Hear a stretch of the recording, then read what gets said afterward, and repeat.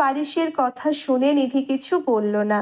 তার কাছে ফারিসের কথাগুলো সম্পূর্ণ বানিয়ে বলা মনে হচ্ছে, তাই সে এ ব্যাপারে আর কোনো কথা বলতে চায় না। আপনার কথা শেষ হলে এবার আসতে পারেন। নিধির কথা শুনে ফারিস তার দিকে অবাক চোখে তাকিয়ে বলল, তোমার কিছুই বলার নেই? কি বলার থাকবে? এই কথাগুলো এখন না বলে কালকে বললে কি হতো? তাহলে তো এত কিছু হতো না। তাছাড়া যা হয়েছে ভালোই হয়েছে। এ কারণে আপনার আসল চেহারাটা তো দেখতে পেলাম। আমার প্রতি আপনার কেমন বিশ্বাস তাও দেখলাম। জীবনে ভুল করলে একটাই করেছি, সেটা হলো গরিব হয়ে জন্ম নিয়ে। বিয়ের আগে বাবার বাড়িতে শুধু অবহেলা পেয়েছি। ভেবেছি বিয়ের পর হয়তো সব ঠিক হয়ে যাবে, কিন্তু আমাকে ভুল প্রমাণ করে দিয়ে স্বামীর বাড়ি থেকেও শুধু অবহেলাই পেয়েছি। শুনুন মিস্টার মেহরাব ফারিস শেখদার, আমি এতটাও অবহেলিত না যা আপনারা ভাবছেন। এখন আর আমি পিছনে ঘুরে দাঁড়াতে চাই না, সামনের দিকে এগিয়ে যেতে চাই। একা সংগ্রাম করে হয়তো সুখে বাঁচবো, নয়তো মরবো। তবুও আর কারো কাছে বোঝা হয়ে থাকতে চাই না। একদিন হয়তো আমি হারিয়ে যাব, তখন সবাই ঠিকই আমাকে খুঁজবে, আমার অস্তিত্ব খুঁজে পাওয়ার চেষ্টা করবে, কিন্তু পাবে না। আপনি দয়া করে এখান থেকে চলে যান। নিধির কথা শুনে ফারিস অসহায় দৃষ্টিতে তাকিয়ে আছে তার দিকে। আজ অনেক দিন হলো দাদা ভাই আর দাদি বাড়িতে নেই। তারা যখন ফিরে আসবে আমি তাদেরকে কি জবাব দিব? ফারিসের কথা শুনে নিধি তার দিকে তাচ্ছিল্যের হাসি হেসে বলল, আমি তো জানতাম আপনি তাদের জন্যেই আমাকে ফিরিয়ে নিতে এসেছেন। আমার জন্যে না আপনার মনে বিন্দু পরিমাণ ভালোবাসাও জন্মায়নি। আমি ভেবেছি আমার ভালোবাসা দিয়ে আপনার সব কঠোরতা ভেঙে চুরমার করে দিব, কিন্তু আমি ব্যর্থ হয়েছি।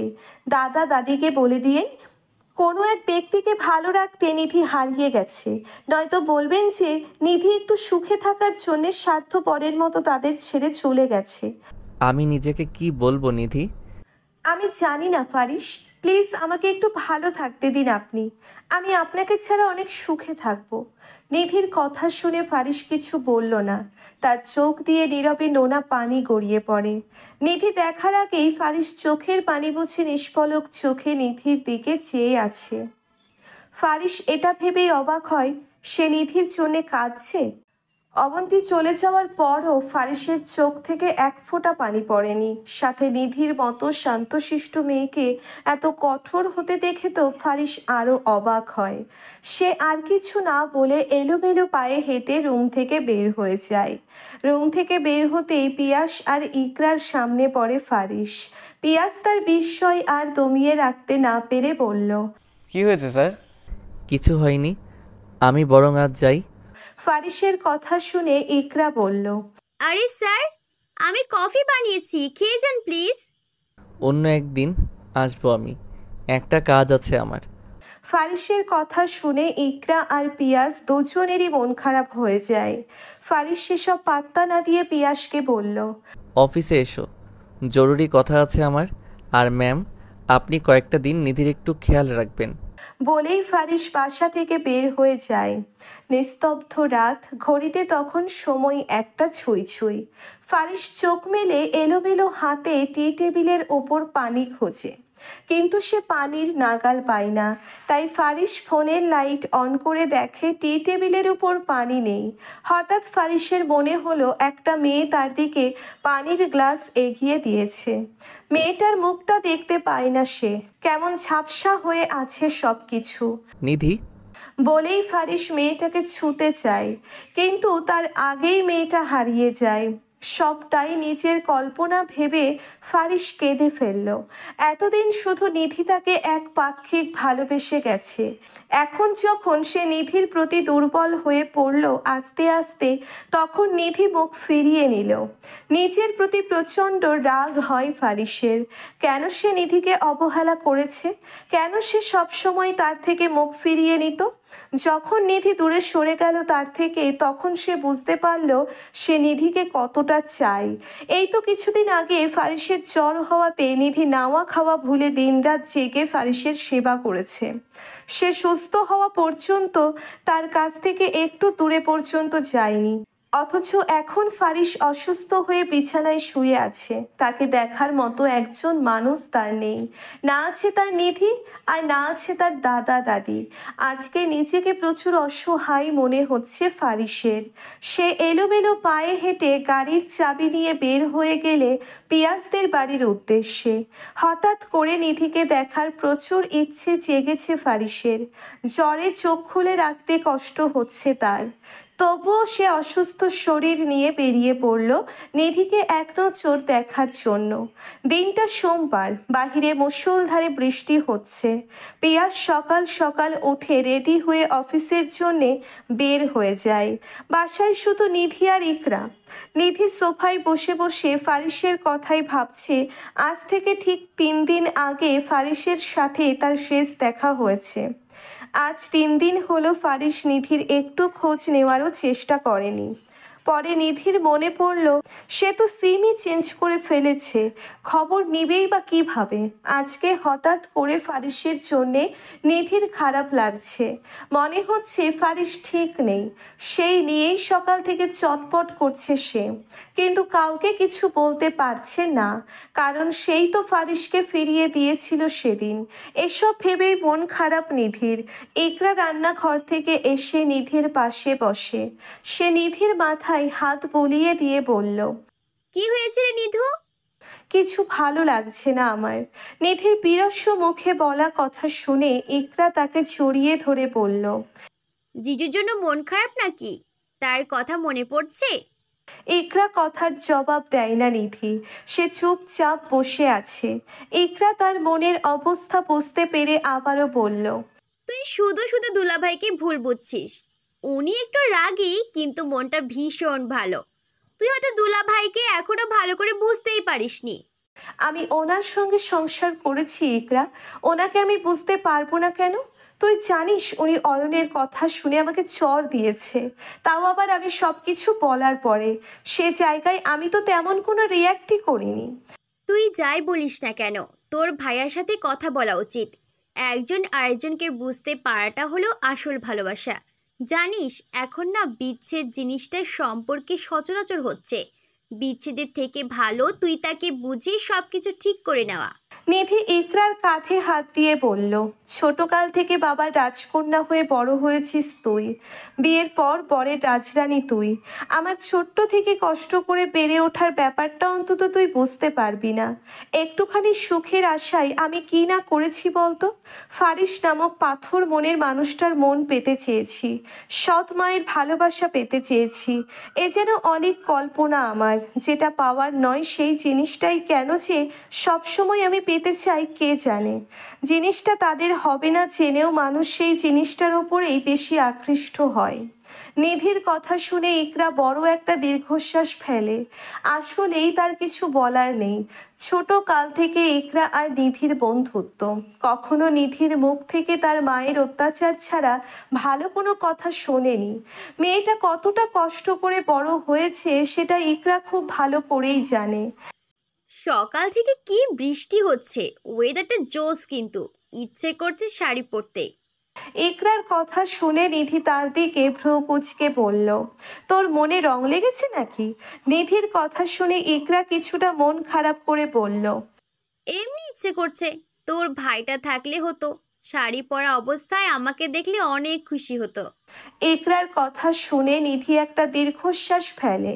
সেও ভেবেছে তার একটা সুখের সংসার হবে, তার একজন নিজের মানুষ থাকবে যে তাকে কেয়ার করবে, ভালোবাসবে। তার একান্ত মানুষটাকে নিয়ে তার পছন্দের জায়গা পাহাড়ে হারিয়ে যাবে। কিন্তু তার কিছুই হলো না। মানুষ আসলে খুব করে যা চায় তা কখনো পায় না। পিয়াস অফিসে এসে পৌঁছতে না পৌঁছতে হতভম্ব হয়ে গেল। সবাই নিজের কাজ রেখে একজন আরেকজনের জায়গায় দাঁড়িয়ে আছে। কেউ ফোন টিপছে তো কেউ গল্প করছে। পিয়াস একজন কর্মচারীকে ডেকে বলল, সবাই কাজ না করে ভাবে গল্পে মেতে আছে কেন? স্যার দেখলে তো সবাইকে চাকরি থেকে বের করে দেবে। পিয়াসের কথা শুনে কর্মচারীটি ফিসফিস করে বলল, আরে স্যার আজকে আসেনি, তাই সবাই কাজ না করে গল্প করছেন।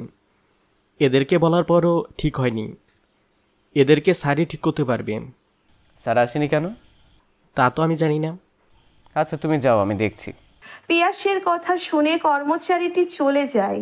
ফারিস ফোন বের করে ফারিসের ফোনে কল দেয়, কিন্তু তার ফোন বন্ধ। পিয়াস এবার বেশ চিন্তায় পড়ে যায়। ফারিস কখনো অফিস মিস দেয় না, অযথা নাম্বারও বন্ধ করে রাখে না। তাই পিয়াস ফারিসের একজন ক্লোজ ফ্রেন্ডকে কল দেয়। কল রিসিভ করতেই পিয়াস চিন্তিত গলায় বলল, সাকিব, স্যারের কি হয়েছে? অফিসে আসেনি কেন? পিয়াসের কথা শুনে সাকিব ব্যথিত গলায় বলল। ফারিস অ্যাক্সিডেন্ট করেছে। শাকিফের কথা শুনে পিয়াস হতভম্ব হয়ে যায়। কি বলছো কি? কিভাবে হলো এসব?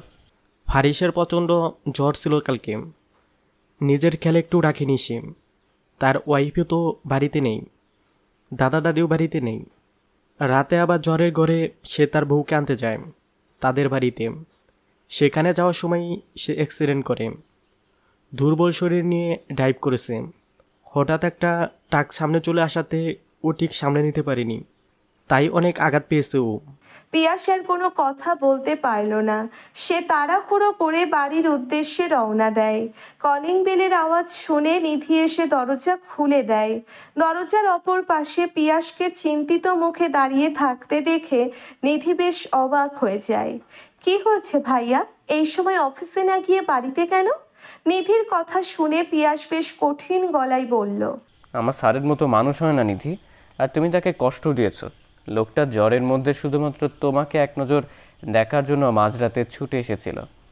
তার পরিণাম কি হয়েছে জানো? তোমার বর এখন হাসপাতালের বেডে পড়ে আছে। শুধুমাত্র তোমাকে দেখার জন্য স্যার এত রাতে অসুস্থ শরীর নিয়ে ড্রাইভ করছিল, কিন্তু সে আর বাসায় এসে পৌঁছতে পারেনি। তুমি এখনও মুখ ফিরিয়ে রাখো তার থেকে। কিছু বলবো না আমি। পিয়াসের কথা শুনে স্তব্ধ হয়ে দাঁড়িয়ে আছে নিধি। নিধির ঠিক কী করা উচিত এই অবস্থায় সেটা সে ভুলে গেছে। সে দৌড়ে বাসা থেকে বের হয়ে যায়। পিয়াস আর ইকরাও নিধির পিছন পিছন যায়। নিধি আর ফারিস দুজনেই মুখোমুখি বসে আছে, কারো মুখে কোনো কথা নেই। ফারিস নিধিকে দেখে অভিমানে অন্যদিকে মুখ ফিরিয়ে নেয়। নিধি ছলো ছলো চোখে ফারিসের দিকে তাকিয়ে আছে। ফারিস ডান হাতে প্রচুর ব্যথা পেয়েছে, তার হাত পুরো ব্যান্ডেজ করা, সাথে পায়েও ব্যথা পেয়েছে ফারিস। এতে ফারিসের হাঁটতে বেশ কষ্ট হচ্ছে। এছাড়া তেমন বড় কোনো ক্ষতি হয়নি ফারিসের। ডক্টর বলেছে নিয়মিত ঔষধ খেলে 15 দিনের মধ্যে সে আবার সুন্দর করে হাঁটতে পারবে। কিছুক্ষণের মধ্যেই ফারিসকে রিলিজ দেওয়া হবে। পিয়াস আর ইকরাও এসেছে ফারিসকে দেখতে। ফারিস যেহেতু পায়ের ব্যথার জন্যে হাঁটতে পারছে না, তাই সাকিব আর পিয়াস ওকে ধরে গাড়িতে নিয়ে বসিয়ে দেয়। পিয়াস গাড়ি ড্রাইভ করছে, তার পাশে ইকরা। নিধি আর ফারিস পিছনে বসেছে, সাকিব অন্য গাড়িতে আসছে। নিধি আর ফারিস কারো মধ্যে কোনো কথা নেই, দুজনেই নীরবতা পালন করছে যেন। কিছুক্ষণের মধ্যে গাড়ি এসে ফারিসদের বাড়ির সামনে থামে। পিয়াস আর নিধি নেমে ফারিসকে ধরে বাড়িতে নিয়ে আসে। সাকিবও এসে পৌঁছয় বাড়িতে। নিধি সবাইকে গল্প করতে বলে রান্নাঘরে সবার জন্য চা বানাতে যায়। চা বানিয়ে এনে সবাইকে দিয়ে নিধিও বসে তাদের পাশে। গল্পের মেইন টপিক হচ্ছে নিধি। সাকিব ফারিসের দিকে অভিমানের দৃষ্টিতে তাকিয়ে বলল, বিয়ে করেছিস, দাওয়াত পর্যন্ত দিলি না। তুই নাকি আমার বেস্ট ফ্রেন্ড। উপস, সরি, ভুলেই তো গিয়েছি। আপনার বেস্ট ফ্রেন্ড তো অয়ন, সে দাওয়াত পেয়েছে, অথচ আমরা দাওয়াত পেলাম না। সাকিবের কথা শুনে ফারিস হেসে বলল, বিয়েটা হুট করেই হয়েছে, আর অয়নকে আমি ইনভাইট করিনি, দাদুভাই বলেছে। সবাই না জানিয়ে বিয়ে করার পর এই কথাই বলে। যাক সে সব, টিট তো অন্তত দিতে পারিস। ভাইরে, তোকে আমি ভাঙা হাত পা নিয়ে বাহিরে ট্রিট দিতে যাব নাকি? ফারিসের কথা শুনে সাকিব হতাশ চোখে তাকিয়ে বলল, বাইরে কই যেতে বললাম? তুই যাকে এত ভালোবাসিস, যাকে দেখার জন্য মাঝরাতে অসুস্থ শরীর নিয়ে বেরিয়ে গেলি, তার হাতের স্পেশাল বিরিয়ানি খেতে চাই। সাকিবের কথা শুনে ফারিস নিধির দিকে তাকালো, পরক্ষণে আবার মুখ ফিরিয়ে নিয়ে বলল, আমি জানি না ও বিরিয়ানি রান্না করতে পারে নাকি, তোদের ভাবি তোরাই বল। ফারিসের কথা শুনে সাকিব নিধির দিকে হতাশ চোখে তাকিয়ে আছে। নিধি তা বুঝতে পেরে বলল, আমি রান্না করতে পারি, আপনারা বসুন, আমি রান্না করছি। বলেই নিধি রান্নাঘরে চলে যায়। বিরিয়ানি রান্না করার জন্যে সব কিছু রেডি করে নেয় সে। মোটামুটি বিরিয়ানি রান্না করার জন্য সব কিছুই আছে, শুধু টক দইটা নেই। তাই নিধি ড্রয়িং রুমে এসে বলল, আমাকে টক দই এনে দিতে পারবেন কেউ ভাইয়া? উনি তো যেতে পারবে না। নিধির কথা শুনে সবাই তার দিকে তাকায়। রাত অনেক হয়েছে, কোনো দোকান মনে হয় না খোলা থাকবে এখন। বাসায় দুধ আর লেবু আছে, সেটা দিয়ে টক দই বানিয়ে নিতে বল সাকিব। ফারিসের কথা শুনে অবাক হয় নিধি। ছেলেরা এসব বিষয়ে খেয়ালও রাখে। নিধি আর কথা না বাড়িয়ে রান্নাঘরে চলে আসে। রান্না শেষ করে নিধি ডাইনিং টেবিলে খাবার নিয়ে এসে সবাইকে সার্ভ করে দেয়। সবাই খাবার খাচ্ছে। ফারিসকে বসে থাকতে দেখে পিয়াস বলল। খাচ্ছেন না কেন স্যার?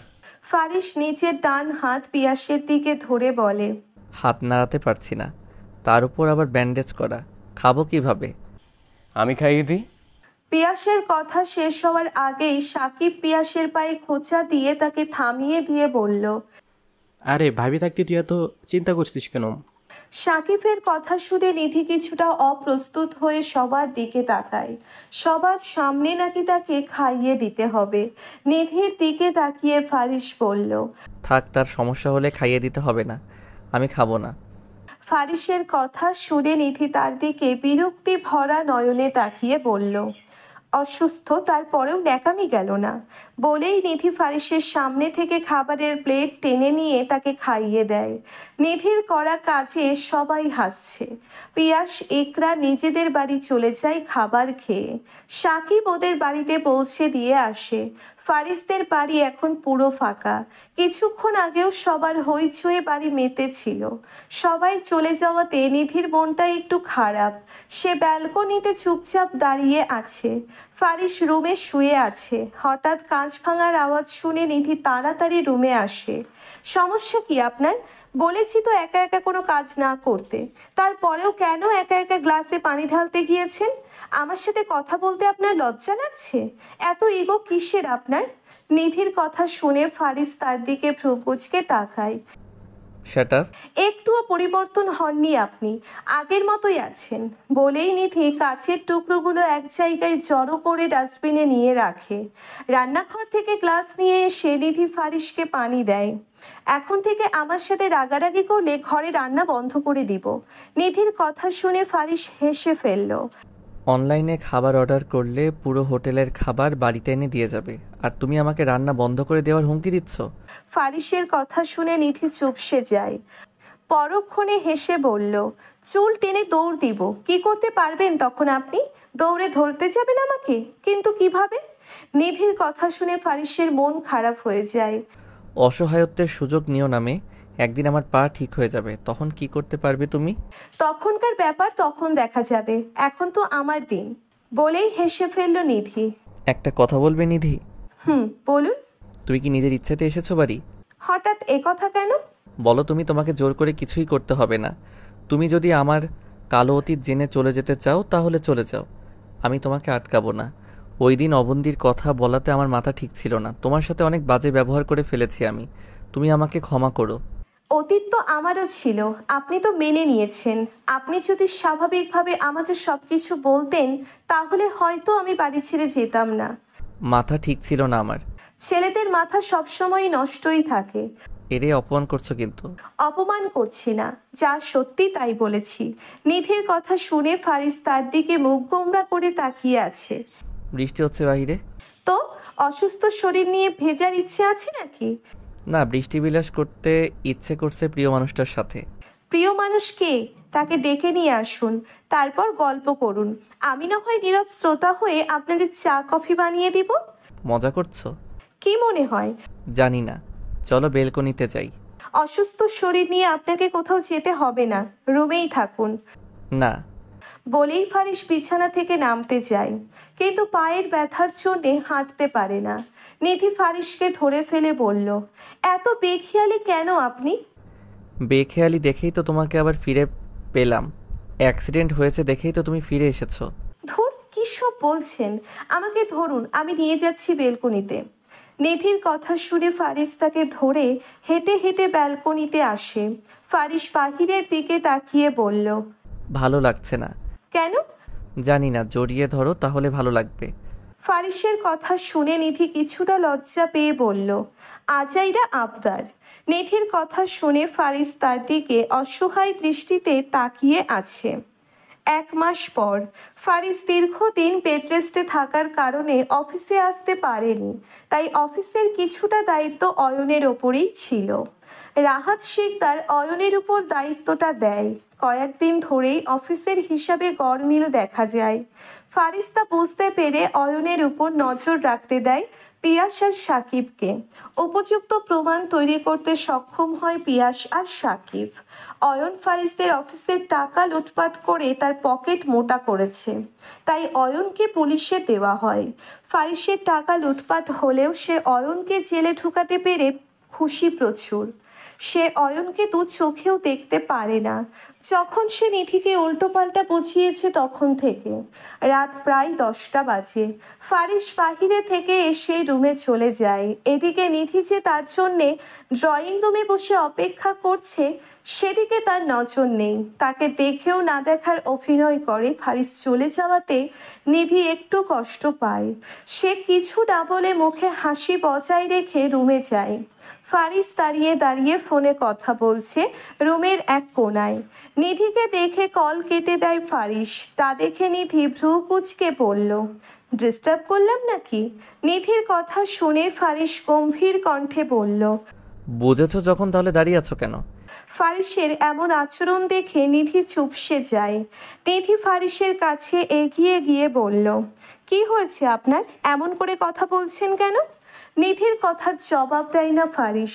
সে চুপচাপ বিছানায় গিয়ে বসে। ফারিস নিধিকে ইগনোর করছে বুঝতে পেরে সে আর ফারিসকে বিরক্ত না করে বিছানা তৈরি করে শুয়ে পড়ে।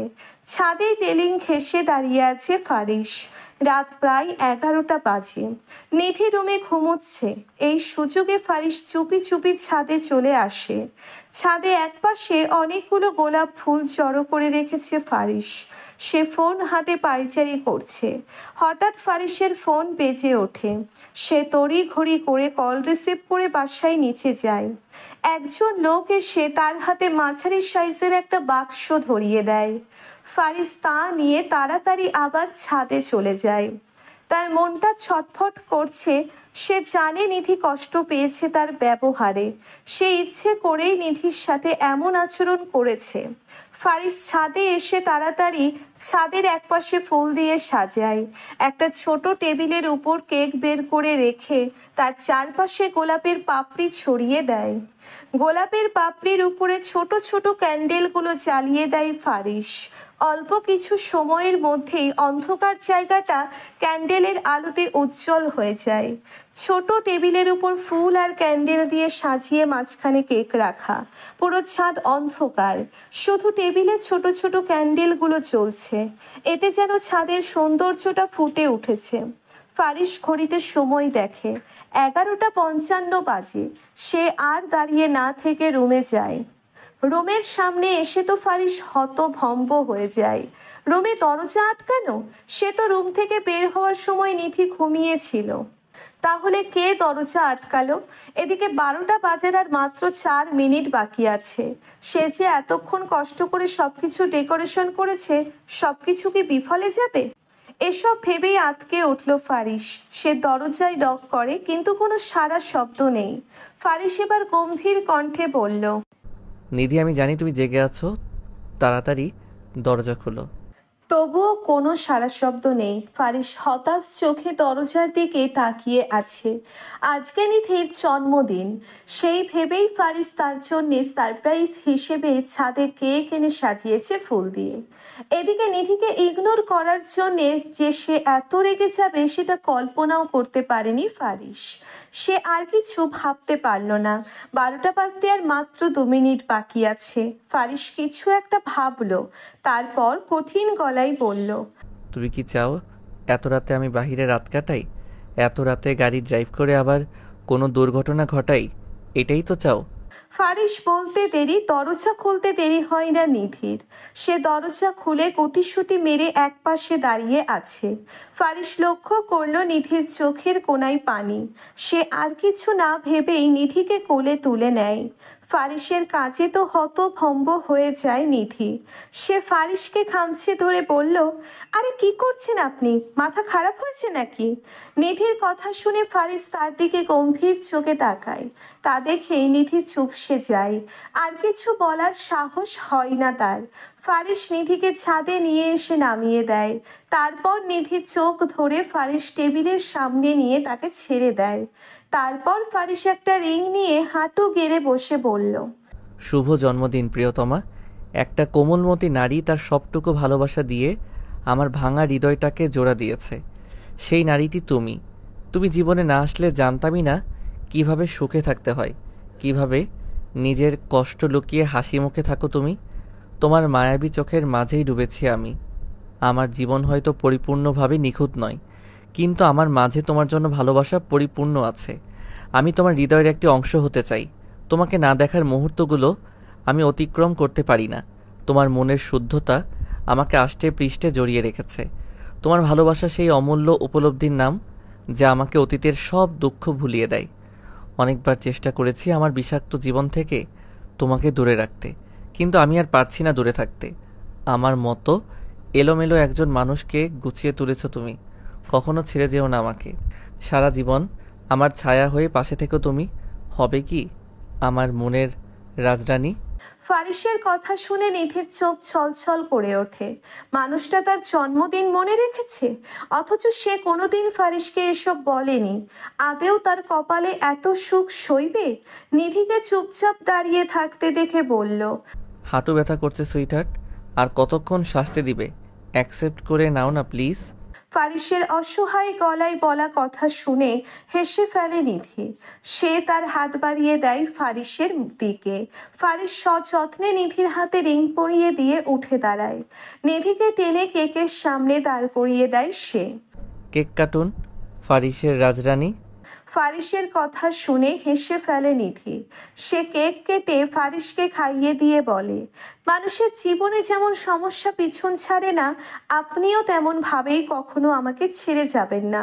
সারা জীবন সমস্যার মতোই থেকেছেন আমার পাশে। বড্ড বেশি ভালোবাসি আপনাকে। নিধির প্রথম কথাগুলো শুনে হেসে ফেলে ফারিস। সে নিধিকে কাছে টেনে নিয়ে কপালে চুমু খায়। ফারিসের কাছে নিধি তার দিকে ভ্রু কুঁচকে তাকায়। তা বুঝতে পেরে ফারিস হেসে বলল, মেহরাব ফারিস শিকদার তার রাজরানীকে চুমু দিয়েছে, তাতে আপনার কি মিস নিধি? ফারিসের কথা শুনে জোরে হেসে ফেলল নিধি।